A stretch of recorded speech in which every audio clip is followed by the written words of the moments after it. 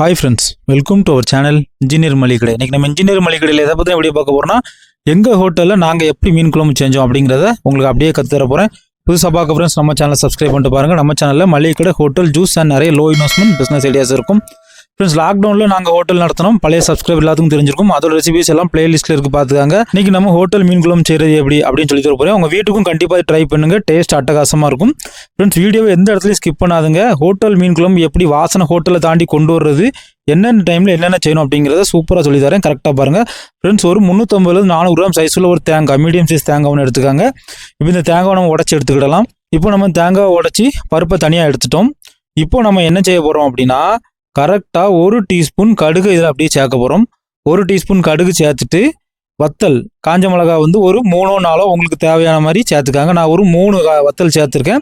இதை சேர்த்து இதை நம்ம அரைக்க கொடுத்துடலாம். அடுத்து நம்ம புளி ஊற போட போகிறோம். புளி எவ்வளோ ஊற போடுறோம்னா, கரெக்டாக 50 கிராம் ஊற போடணும். இன்றைக்கி நம்ம 2 லிட்டர் மீன் குழம்பு செய்ய போகிறோம். எல்லாமே அளவோடு தான் உங்களுக்கு சொல்லி தர போகிறேன். நான் மாங்காய் சேர்த்து செய்கிறேன். நீங்கள் மாங்காய் சேர்க்கலைன்னா 70 கிராம் போடுங்க, கரெக்டாக இருக்கும். நான் மாங்காய் சேர்த்து செய்கிறதுனால 50 கிராம் புளி எடுத்திருக்கேன். இது வந்து ஓகே, புது புளியாக எடுங்க, ரொம்ப பழைய புளியாக எடுத்துறாங்க. ஓகேங்களா? இப்போ நம்ம மீன் குழம்பு செய்ய ஸ்டார்ட் பண்ணலாம். பாத்திரம் சூடான பிறகு 150 ml நல்லெண்ணெய் சேருங்க. எண்ணெய் கம்மியாகவே விடுங்க. நான் செய்கிற இந்த மெத்தடில் மீன்லேருந்தே நிறைய எண்ணெய் வந்துடும். சரிங்களா? ஒமேகா 3 ஃபேட்டி ஆசிட்னு சொல்கிறோம்ல, அதை கம்ப்ளீட்டாக வெளியில் எடுத்துருவேன்.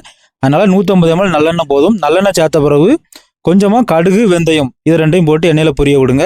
இது ரெண்டும் பொரிஞ்ச உடனே 150 கிராம் சின்ன வெங்காயம், 150 கிராம் பெரிய வெங்காயம், ஒரு 5 பச்சை மிளகா, கொஞ்சம் கருவேப்பிலை, இது எல்லாத்தையும் சேர்த்து உள்ளே போட்டு நல்லா வதக்கணும். சரிங்களா? நல்லா வெங்காயம் நல்லா வதங்க தட்டியும் நல்லா வதக்கணும். நம்ம வெங்காயம் நல்லா வதக்கி முடிச்ச பிறகு வந்து வத்தல் பொடி சேர்க்க போகிறோம். வத்தல் பொடி வந்து கரெக்டாக ஒரு 10 கிராம் சேர்க்கலாம். நம்மளுடைய உரைப்பு வந்து கரெக்டாக இருக்கும்.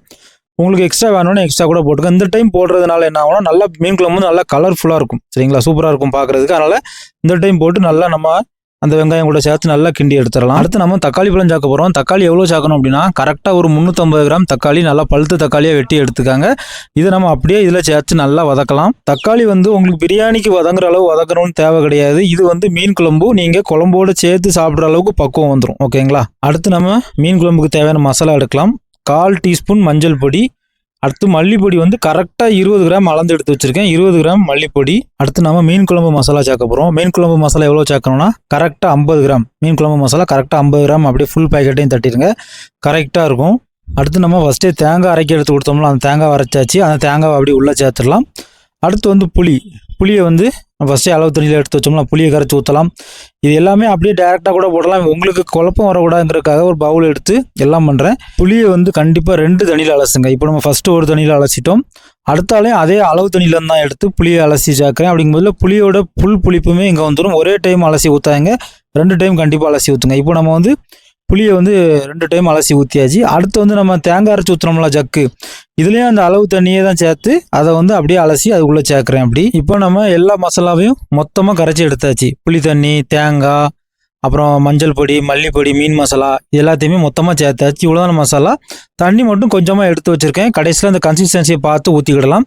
இப்போ நம்ம இதை அப்படியே உள்ளே சேர்த்து நல்லா கொதிக்க விடணும். அவ்வளோதான் வேலை. இப்போ இதை நம்ம நல்லா கரைச்சி ஊற்றிடலாம். கரைச்சி ஊற்றிட்டு அப்புறம் வந்து கொஞ்சமாக அங்கங்கே திட்டாக இருக்கும். அதுக்கும் திரும்ப நம்ம அளவு தண்ணியிலேருந்தே எடுத்து தான் கரைச்சி ஊற்றிருக்கேன். இப்போ நம்ம மசாலாவுக்கு தேவையான அளவு உப்பு போட்டலாம். உப்பு வந்து நீங்கள் எப்பவும் போடுற மாதிரி போடுங்க.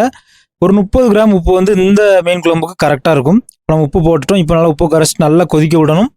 நல்லா கொதிச்சு வரப்போ உங்களுக்கு வந்து அந்த குழம்போட திக்னஸ் வந்து அந்த கரண்டியில் எடுத்து பார்த்தாலே தெரியும். நல்லா திக்காக இருக்குது. அப்படிங்கும் பட்சத்தில் நம்ம பேலன்ஸ் இருக்க தண்ணியை ஃபுல்லாக ஊற்றிடலாம். ஃப்ரெண்ட்ஸ், அதாவது தண்ணி வந்து கம்மியாகவே வைங்க. நல்லா திக்காக சாப்பிடுங்க, சூப்பராக இருக்கும். ஹோட்டலுக்காக இருந்தாலும் தண்ணியை ரொம்ப ஊற்றிடாதுங்க. அப்புறம் மசாலாவே அது இருக்காது, டேஸ்ட் வந்து போயிடும். அதனால் தண்ணியை வந்து கொஞ்சம் பார்த்து அதுக்கு ஏற்ற மாதிரி திக்காக வச்சு மீன் குழம்பு சாப்பிடுங்க, சூப்பராக இருக்கும். இப்போ நம்ம தண்ணியை ஃபுல்லாக ஊற்றியாச்சு. இப்போ நம்ம அப்படியே நல்லா மீடியம் ஃப்ளேம்லேயே அப்படியே வேக விடணும். சரிங்களா? மீடியம் ஃப்ளேம்லேயே அப்படியே நல்லா வேக விடுற டைமில் ஒரு 10 நிமிஷத்தில் இப்படி வந்து எண்ணெய் வந்து நல்லா பிரிஞ்சு வந்துடும். இப்போ நீங்கள் டேஸ்ட் பண்ணி பார்த்தா மசாலாவும் சாப்பிடக்கு சூப்பராக இருக்கும். அந்தளவு டேஸ்ட்டாக இருக்கும். இப்போ வந்து மாங்காய் ரைட்டாக ஒரு 150 கிராம் மாங்காய் வந்து வெட்டி சேர்க்குறேன். மாங்காய் ஃபஸ்ட்டாக போட்டால் ஃபுல்லாகவே கரைஞ்சி போயிடும். அதனால் இந்த டைமில் தான் நம்ம மாங்காய் சேர்க்கணும். இப்போ நம்ம மாங்காய் சேர்த்து கரெக்டாக ஒரு 5 நிமிஷம் கழித்து உப்பு உரப்பெல்லாம் தேவையான அளவு பார்த்துக்காங்க. ஏன்னா இந்த டைம்லேயே உப்பு எல்லாம் போட்டு முடிச்சிடணும். மீன் போட்ட பிறகு போடக்கூடாது. எனக்கு கொஞ்சமாக உப்பு தேவைப்பட்டுச்சு. ஆவரேஜாக நான் சொன்ன மாதிரி 30 கிராம் வந்து சரியாக இருக்கும். ஓகேங்களா? இப்போ வந்து என்ன செய்ய போகிறோம்னா, மீன் சேர்க்க போகிறோம். இன்றைக்கி நம்ம வந்து சாலை மீன் தான். கரெக்டாக கவுண்டிங்கில் சொல்ல போனால் 30 மீன் நீட்டாக கழுவி சூப்பராக எடுத்து வச்சுருக்கேன். வெயிட்டில் சொல்லணும்னா 3/4 கிலோ. சரிங்களா? நீங்கள் கடைக்கு பண்ணுறதா இருந்தால் மினிமம் 1/2 கிலோ வரை மீன் சேருங்க. வீட்டுக்கு பண்ணுறதா இருந்தால் தாராளமாக 1 கிலோ வரை மீன் சேர்க்கலாம். மீன் வந்து நல்லா ஃப்ரெஷ்ஷாக இருக்கணும். கண்டிப்பாக அதுதான் முக்கியமானது. ஒன்று பிடிச்சிட்டு வந்து மீனை டைரெக்டாக வச்சு பண்ணலாம். இல்லைனா ஒரு ஐஸ் மட்டும் போன மீனாக பார்த்து கரெக்டாக வாங்கணும். அப்படின்னா தான் அந்த மீன் குழம்பு டேஸ்ட் வரும், மீன் குழம்போட வாசனை வரும். சரிங்களா? ஐஸ் நிறைய போயிட்டுனா அந்த மீன் குழம்பு வாசனை வராது. ஏன்னா ஹோட்டலுக்கு வந்து மீன் குழம்பு வாசனை நம்ம கொண்டு வரணும் அப்படின்னா இது முக்கியமான ஒன்று. ஓகேங்களா? கண்டிப்பாக இந்த ஸ்டெப்பெல்லாம் கரெக்டாக ஃபாலோ பண்ணுங்கள். இப்போ நம்ம மீன் போட்ட பிறகு ரொம்ப நைஸாக நேக்காக அப்படியே பரட்டி விடணும். மீன் போட்ட பிறகு கொதிக்கவே கூடாது. குழம்பு அப்படியே சிம்லேயே இருக்கணும். சரிங்களா? அப்படின்னா தான் உங்களுக்கு வந்து அந்த வாசனை வந்து வரும். இப்போ நம்ம மீன் போட்டாச்சு, அப்படியே நைஸாக விட்டு அப்படியே சிம்லேயே போட்டிருக்கோம். ஒரு மீன் கூட உடஞ்சிடக்கூடாது. ரொம்ப ஸ்மூத்தாக ரொம்ப கேர்ஃபுல்லாக ஹேண்டில் பண்ணணும். ஏன்னா ஹோட்டலில் வந்து நம்ம மீனை உடச்சிடக்கூடாது. வீடாக இருந்தாலும் நீங்கள் வந்து மீனை உடைக்காமலே இடுங்க. அந்த டேஸ்ட்டும் அந்த லுக்கும் சூப்பராக இருக்கும். இப்போ நம்ம சிம்ல இப்படியே ஒரு 5 நிமிஷம் போட்ட பிறகு அப்படியே அந்த மீன் குழம்போட கலரே ரெட்டிஷ் கலரில் மாறும். அது காரணம் என்னன்னா, நான் ஏற்கனவே சொன்ன மாதிரி மீன்லேருந்து வரக்கூடிய ஒமேகா 3 ஃபேட்டி ஆசிட் ஆயிலும் நம்ம ஊற்றின நல்லெண்ணெயும் ரியாக்ட் ஆகி அப்படியே ரெட் கலரில் இன்னும் மாறிக்கிட்டே இருக்கும். சரிங்களா? இப்போ தான் அந்த மீன்லேருந்து ஆயில் வந்து வெளியே வந்துட்டே இருக்கும். இது வந்து உடம்புக்கு ரொம்ப நல்லது. நிறைய நல்ல மினரல்ஸ்லாம் கூட இருக்குது. அதனால் கண்டிப்பாக இந்த மெத்தடில் ட்ரை பண்ணுங்கள். இப்போ டேஸ்ட் பண்ணி பாருங்கள். மீன் குழம்பு அட்டகாசமாக சூப்பராக இருக்கும். இப்போ என்ன பண்ணணும்னா, இப்படி சிம்லேயே போட்டுறணும். ஃபயர் எரியக்கூடாது. கண்டிப்பாக சிம்லேயே இருக்கணும். நீங்கள் கேஸில் பண்ணுறவங்க தோசைக்கல்ல தூக்கி வச்சு மேலே மீன் குழம்பு வச்சுருங்க. பிரியாணி தம் போடுற மாதிரி அந்த மீனில் உள்ள சாறு வந்து நல்லா இறங்க மீன் குழம்பு வாசனை வந்து தூக்கிடும். சரிங்களா? நிறைய ஹோட்டலில் இந்த பக்கம் போனாலே மீன் குழம்பு வாசனை வருதுல, இது ஒரு முக்கியமான டிப்ஸு. இந்த மாதிரி நைஸான ஃபயரில் அப்படியே போடுறப்போ அந்த ஆயில் வந்து நல்லா எக்ஸ்ட்ராக்ட் ஆகி வெளியே வரும். மீன் குழம்பு வாசனை நான் சொன்ன மாதிரி அந்த ரோடு ஃபுல்லாக வந்துடும். அந்த அளவு சூப்பராக இருக்கும். இப்போ நம்ம வந்து மீன் குழம்பு வந்து ஒரு 10 நிமிஷம் அப்படியே போட்டுட்டோம். இப்போ நம்ம வந்து மீன் குழம்பு வந்து ஆஃப் பண்ணிடலாம். சரிங்களா? எல்லாமே சூப்பராக வந்துட்டு எல்லாமே நல்லா நைஸாக அழகாக இருக்குது. நீங்கள் ஆஃப் பண்ணாலும் ஒரு அரை மணி நேரம் கழித்து 1 மணி நேரம் கழித்து தான் பந்திக்கு போகணும்.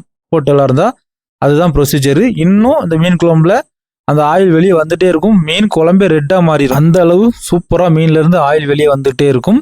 அதனால தான் சொல்கிறேன், நீங்கள் எப்போ மீன் சர்வ் பண்ண போகிறீங்களோ 1 மணி நேரத்துக்கு முன்னாடி மீன் குழம்பு ரெடி ஆயிடணும். சரிங்களா? லாஸ்ட் டைம் நீங்கள் ரஸ்ஸாக வைக்கிறப்போ அந்த மீன் குழம்போட டேஸ்ட்டை வந்து நீங்கள் வந்து ருசிக்க முடியாது. மீனை வந்து நீங்கள் அவசரப்பட்டு உடைச்சிருவீங்க. ஒரு மீன் கூட உடையக்கூடாது. அப்படி சூப்பராக பார்க்குறதுக்கு அவ்வளோ லுக்காக அவ்வளோ சூப்பராக இருக்கணும். இப்போ நம்ம வந்து மீன் குழம்பு வந்து கம்ப்ளீட்டாக ஆஃப் பண்ணி ஒரு 20 நிமிஷம் தாண்டி நம்ம வந்து சர்வ் பண்ண போகிறோம். நீங்களே நம்ம மீன் குழம்பு எப்படி இருக்குன்னு பாருங்கள். இப்போ நம்ம மீன் குழம்பு ஓப்பன் பண்ணலாம். எவ்வளோ ஆயில் வந்திருக்கு, எப்படி ரெட் கலரில் இருக்கு பாருங்கள் மீன் குழம்பு. ஆனால் அந்த ஆயிலும் அதுதான் ரெட்டாக இருக்கும். மீன் குழம்பு வந்து நம்ம நார்மல் கலர் தான் இருக்கும். சரிங்களா? ஒரு yellowish டார்க்கான கலராக இருந்த மாதிரி தான் இருக்கும். அதனால் கண்டிப்பாக நீங்கள் உங்கள் வீட்டில் இந்த மெத்தடில் ட்ரை பண்ணுங்கள். எதுவும் ஹோட்டலில் வச்சுருந்தாலும் கண்டிப்பாக இந்த மெத்தடில் ட்ரை பண்ணுங்கள். எல்லாத்துக்கும் ரொம்ப பிடிக்கும். நான் யாருக்குன்னே சொன்ன மாதிரி நம்ம போடுற தக்காளி, வெங்காயம் இதெல்லாமே இந்த குழம்போடு அப்படி சேர்த்தே சாப்பிட்ருவாங்க. அதுவும் அந்த டேஸ்ட்டை வந்து அப்படி கொடுக்கும். சரிங்களா? எதுவுமே வேஸ்ட் ஆகாது.